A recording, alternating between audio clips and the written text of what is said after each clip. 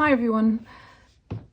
A few days ago, Elaine and Rina asked me how I did the drawings that I did in our last session, like with the cat, smudging things out. And I think I've gotten that question before, like, what is this tool you're using? So I thought I'd do like a bonus video showing you how these tools work and the different options you'd have to like smooth certain materials out. Well, the one that I was using in the video was this one.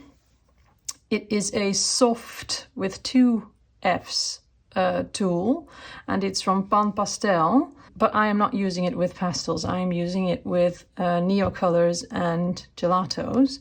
Let's see, maybe I'll show you the tools first. Yeah, I'll show them to you first. So I have, you can basically, well, if you want to smooth things out, you could always use your fingers. And I've seen a lot of people do that. They use their fingers for smudging out paint and neocolors and all these things, and especially pastel. But I don't like dirty fingers. I don't like having to wash my hands all the time. I like tools. That's basically it. So my version is a bit more expensive than just using your hands, and it's some effects are different. So I thought I would like to show you, the different kinds of effects you could achieve. So I have different materials to show you. I have neocolors. These are distress watercolor pencils, which are a bit the same. They act the same as the neocolors. Distress crayons and Faber-Castell gelatos. And for the sake of showing you everything, pastel pencils. You could, by the way, also do this with paint, so I might show that to you as well. And I have some tools. This is like fairly rigid brush that came with the gelato, so you're supposed to smooth it out. And there was also a sponge that came with the gelatos. It wasn't this one, but it's similar. This one you can buy, I think they come with the Pan Pastels. I'd have to look it up, but you have like different shapes. Let me see if I can show you. Yeah, they come in different shapes, so you can use them. Well, this is probably for like finer details, and this is to round things out. Well, to me, they basically all work the same. The shape doesn't really matter because I'm using them for like basic shapes. So I don't really need a very particular shape to do so. So the Pan Pastel tools, they also come in different shapes. You have a round one, an oval one, and one that is shaped like this. I did buy the sponges, so you can buy like sort of a refill sponge kit, which is quite cheap. You could also wash these, which I do regularly, so they have a longer life. Yeah, I really like these tools. And as you can see, the tools also have the shape of the sponge. So that was something that I didn't notice when I bought them first. But so I thought, oh, I need this one as well. But of course, obviously, this doesn't fit on this tool. But that's okay. I will get the tool. This is just an eyeshadow applicator. Works well too. You could also use a Q-tip, which I don't have at the moment. Probably, oh yeah, I do have one, which I already used for something, but I don't really like to use them because it is like a very small surface. It only works for like really detailed stuff. So you could use this. This is a really big sponge, which is similar to this one.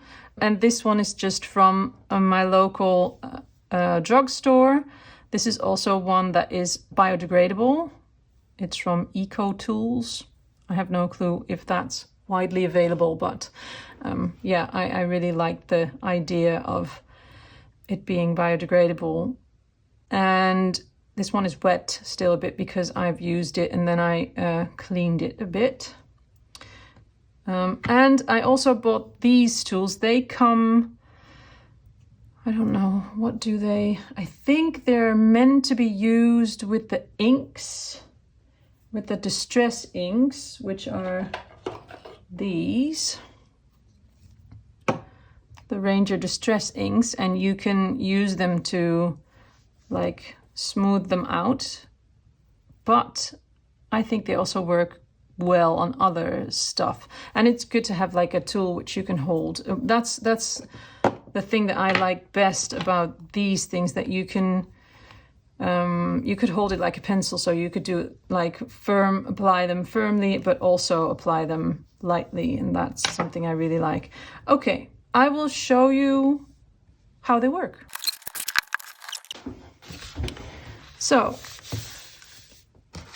the thing that I like to do best is just take a crayon, and you can use, yeah, I like Neocolors best, but yeah, you could use anything. So maybe we should compare. So this is like the Neocolor, and then we have Gelatos.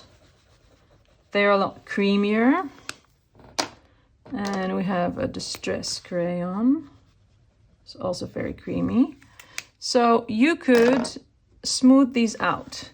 So this is like the Distress crayon, and as you can see, if I use like a sponge, you could, I bet you could also use like a regular kitchen sponge, by the way, but this is a bit smoother. It's like finer, doesn't have as many bubbles or holes in them, so maybe it makes it smoother. I don't know for sure.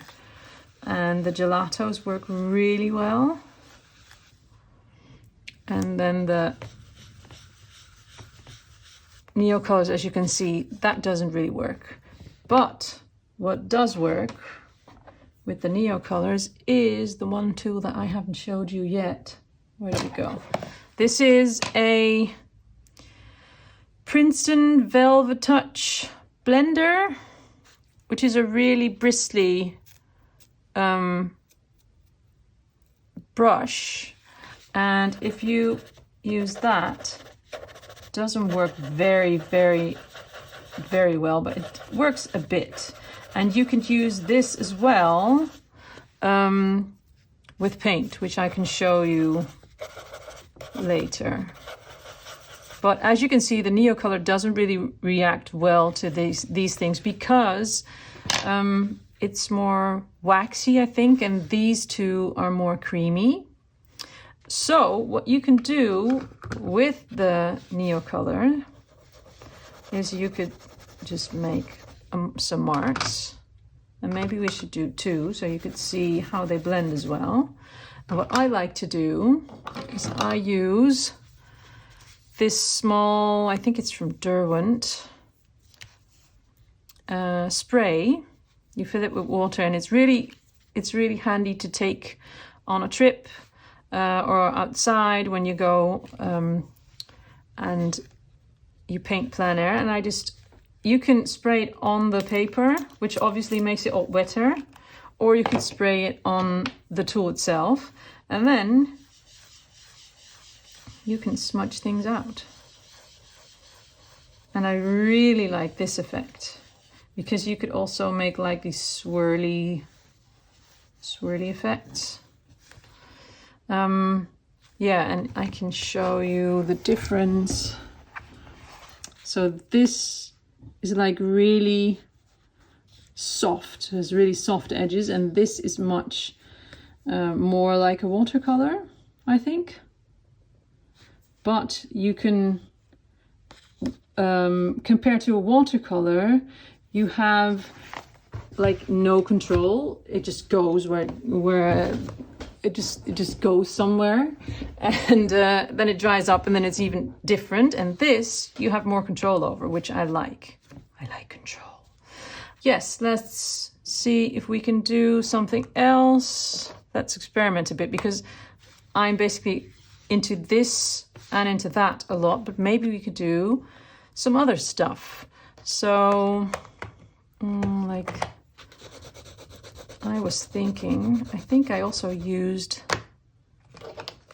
these tools.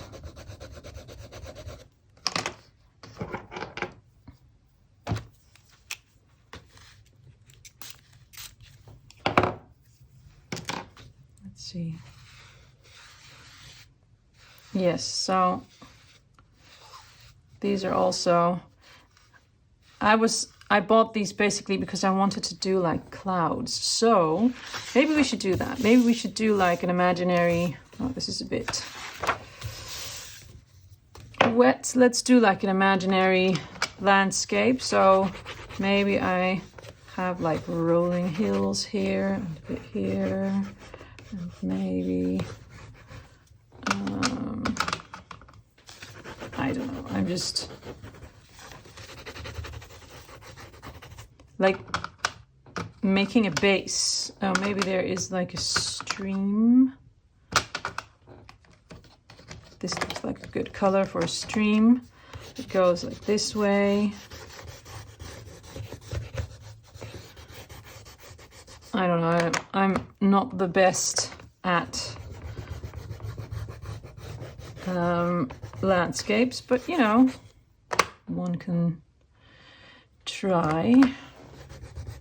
So like this, maybe there is like foliage here, and maybe there's foliage here. I'm just going to do it like really quickly just to show you, and then maybe some stuff in the foreground.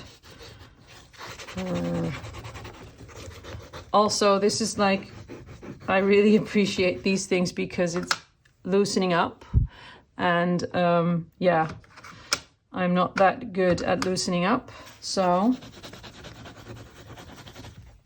this helps me a lot. The sky, maybe some more trees, maybe some stuff here, I don't know. Let's just see if this works. Okay, so we could do, let's do the this part first. Where's my spray? Here it is. So we could just spray it, and then just, because I also really like that it blends, and you could like, it's basically a bit like a paint knife, so you can give it all a bit of a direction.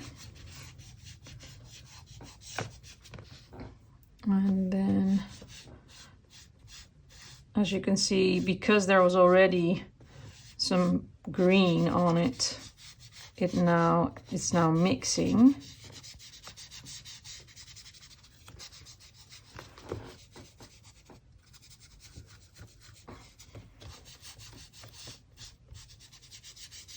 But of course, you could also do this when you are drawing or painting an animal. Let's do it like this. Let's spray on the tool.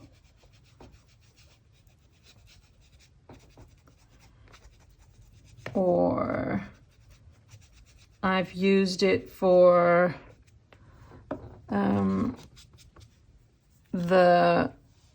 the fruit that I was drawing, I think during summer. I'll put it in the, yeah, so this is fun. You could use this to create like clouds or something. I don't know, it allows you to give stuff movement, but also it allows you to smooth things out a lot, and yeah, like create like smooth flat surfaces, which I really like. And then you could let this dry, which I don't really have a lot of time for. Also, this one would also work. For instance, if you like would have some other stuff here, then you could smooth this out as well. So these, I think these are meant to make like smooth edges. They're used in the craft world a lot, apparently, but we can use them for anything, I think. Tiny pencils. Let's see. I'm just doing stuff really quickly now and just testing things out. So I could use it as a base. Like this was the water, right? Maybe use some other colors.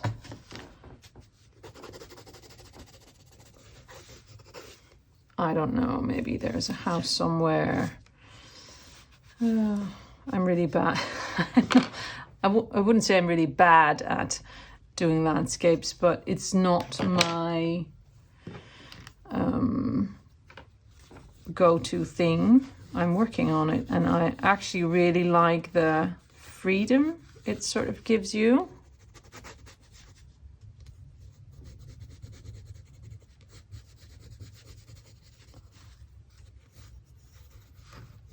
So, you know, etc. You could do like, okay, I only have this one, so it's a bit weird, but wait, maybe I can find, well, okay, maybe this color then. I could do like this, and I don't have an example now, right? So if I would do like a cat or an owl, this could be anything at this point. I could do it like this, and then, or maybe let's just do it like this.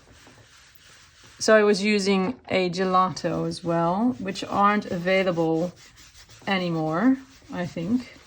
So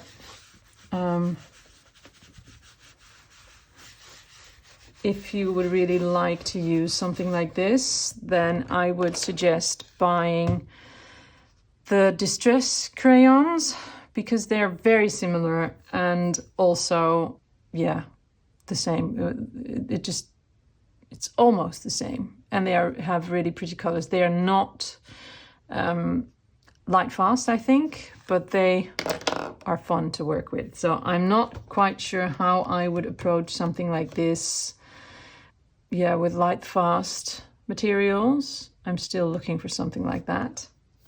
But as you can see, this is really smooth. So I could also make like an animal which doesn't exist. It's sort of a cat. I can give it like very, maybe it's turning into Tommy, my cat, a bit. Give it like really hairy sides. Maybe I shouldn't put eyes in it because then I might ruin it. But, you know. Doing something completely without reference is not really my... So it's like a ghost cat. But you can imagine how this would work. And it's a really quick way of working, which I really like. You could also do this with paint.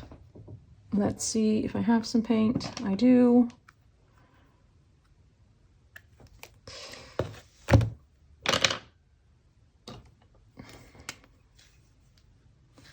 Let's use another color.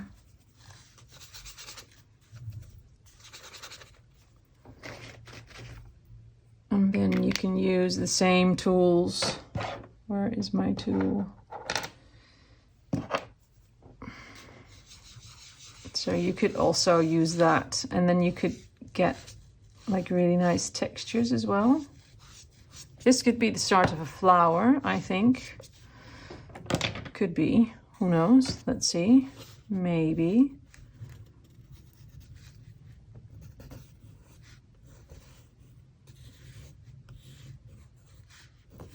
I don't know, I'm just making stuff up now, right? So, could be a flower. And it allows you to be a bit more spontaneous, which I really like. But of course, you could also use it, for instance, if I would draw, let's do the same flower, let's do a flower shape.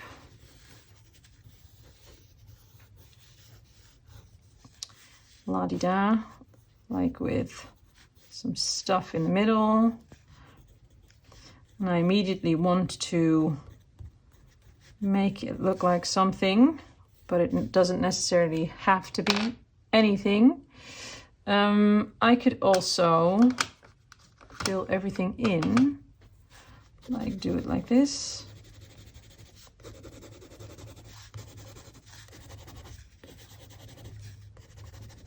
I could even, let's try that. I could even make it another color in the middle. Let's see if that works. And then I think because I want more control, I might spray on the tool itself. Let's do it not on the paper. And then you can sort of use it to fill in your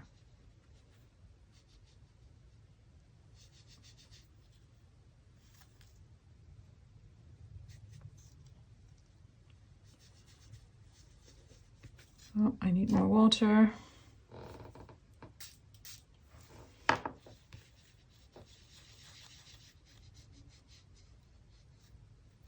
So this allows for like a smooth base, and if I would do this for a client, or if I would have more time, I would definitely do this more precisely. But you can see that, especially here when I started, you could do like really nice textures and fill the whole space fairly quickly. And also it dries pretty quickly, which is also nice because I don't have heaps of time, and yeah, then I can work over it pretty quickly.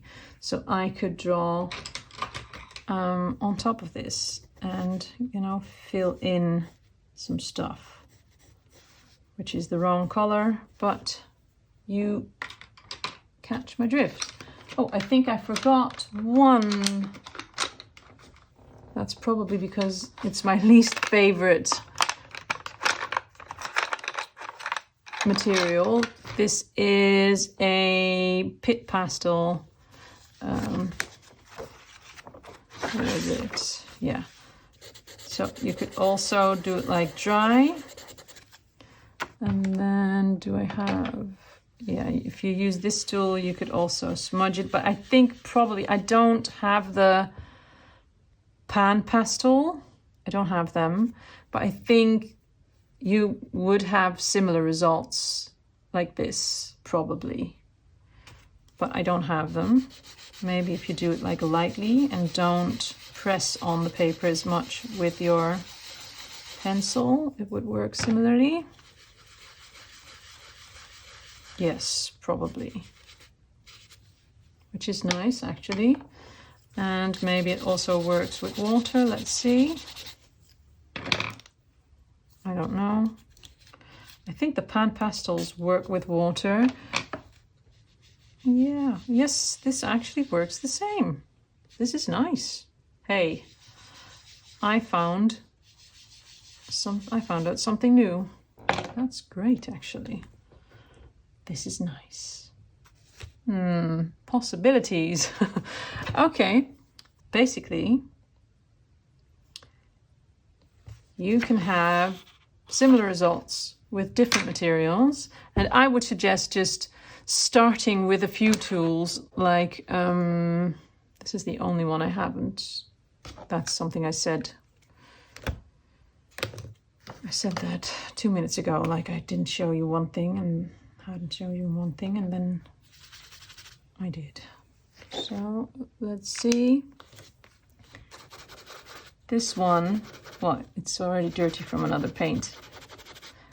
I think you have to, I did this with, and I don't have that at hand right now, but I did this with like thick wash paint, and then you can like really smooth things out and get like a similar result to this, but more opaque. So I do think this is a nice tool, but I rarely use it because I love this effect so much. So for me, my favorite tools, I think my favorite is these, like the crayons, the soft crayons, which you can smooth out dry, and then the harder crayons, and then you can smooth them out with water. So yeah, that's basically it. I hope this bonus weird bonus cat helps you, and it inspires you. And if you have any other questions about the tools, yeah, then please let me know. Okay, thanks. Bye.